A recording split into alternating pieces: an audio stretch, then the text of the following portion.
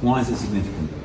Well, it's the beginning of a new world, I think. It's the Bretton Woods of the 21st century. It's the beginning of new financial, economic, and even political structures which will greatly influence the lives of the vast majority of the population. Probably not ours in Britain. We'll be quite late to the party, I think. But given that half the world is already in BRICS, that BRICS already is bigger than the G7, the so-called giant seven economies, it's axiomatic that our children and children unborn are going to feel the benefits of Kazan 2024.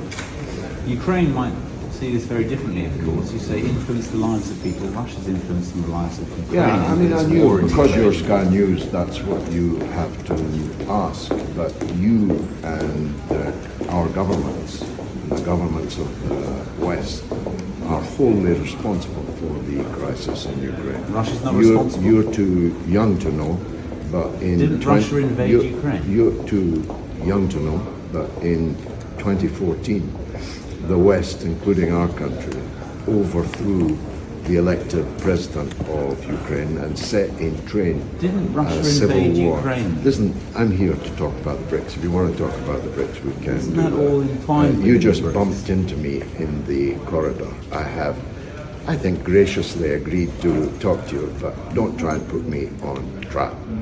Okay? I'm just asking you questions, No, following up your answers. Yeah. Are you supportive of the war in Ukraine? What are you looking for? A gotcha? I have spoken. It's just a simple question. Are you supportive? Well, it's a simple question with a simple answer. I have adumbrated my view on Ukraine in millions of words over the entire How about just one period. word, yes or no? No, there's no one-word answer to it, as you very well know. I have extensively written, spoken in Parliament, out of Parliament, on the crisis in Ukraine. You're welcome to consult it. So you can't say that you I are presume you supportive know or how don't to. support I it. presume you know. Are you how supportive to or not? Google. How dare you ambush me with these trial questions? I'm here It wasn't an ambush. I for asked the. for an It is an ambush. It is an ambush. You didn't think I'd want to ask about Ukraine? 7/8 of your questions have been about my attitude to Ukraine. This is an international conference of some importance. And I'm here because half the world is here. You don't care about it. You care about your cheap Murdoch tabloid agenda. And that's probably, I know he doesn't, but you're trained in the Murdoch School of Journalism. And everyone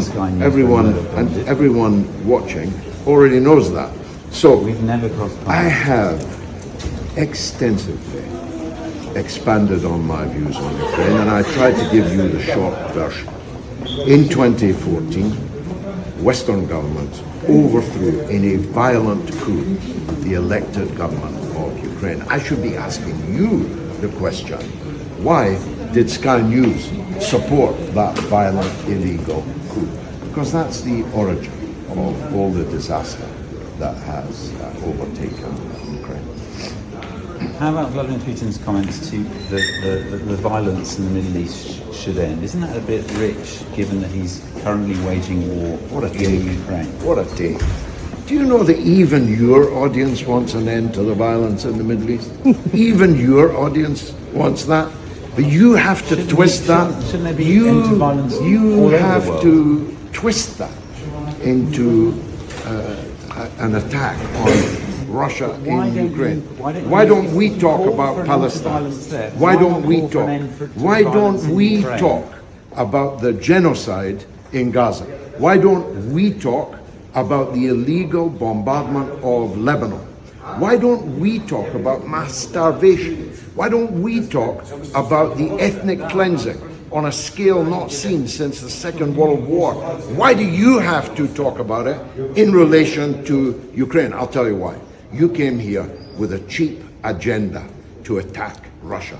But here's a point Sky that News is covering all of those topics in those locations. Here's a point. I am the Moscow correspondent. That's why I'm covering Russia and Ukraine. And my question to you is, do you call for an end to the violence in Ukraine? Of course. Yes or no? Right. Of course. So you don't just support like the war in BRICS Ukraine? did. Just like the BRICS So you did. don't support I've the war? told you that I have spoken on Ukraine. If you were a journalist of any note coming to interview me, you'd already know my views, extensively revealed over 2 years and millions of words. You asked me about the Middle East. In the Middle East, there is a Holocaust going on. Even your audience considered it as such.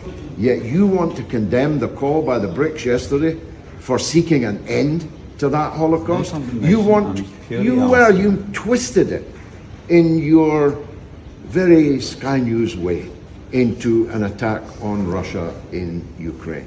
Why can't you compartmentalize in your mind for a moment that a Holocaust that is condemned by all right-thinking people was condemned by the BRICS here yesterday? There's no condemnation of Ukraine. Actually, there was a call by the BRICS for negotiated ending to the Ukraine war. In the 43-page communique. Well, it was mentioned once, but it was mentioned. It's a significant One more statement. question, if I may. Are you sure? The US says North Korean troops are in Russia receiving training, and the fear is they'll be deployed to Ukraine to join Russian forces there on the battlefield. I would have thought that was a fairy story. First of all, I'm not sure the North Korean forces need trained by anybody. North Korea has one of the most fearsome armies on the planet.